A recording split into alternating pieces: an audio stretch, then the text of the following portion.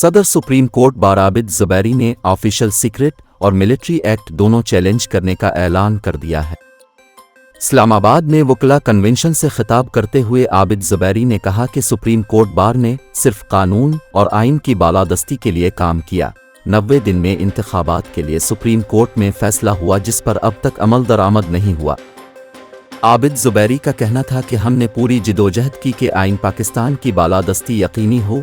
अगर अदालतें अपने फैसले पर अमल दरामद नहीं करवा सकती तो वो ताल्लु लगा दें। जज मुत्तहिद होते तो आज ऐसा नहीं होता। उन्होंने कहा कि सुप्रीम कोर्ट बार ने मुश्किलात के बावजूद मिलिट्री कोर्ट्स के खिलाफ दरखास्त दायर की।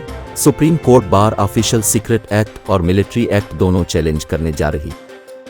उनका कहना था कि इलेक्शन कमिश्नर पर आर्टिकल 6 लगना चाहिए था।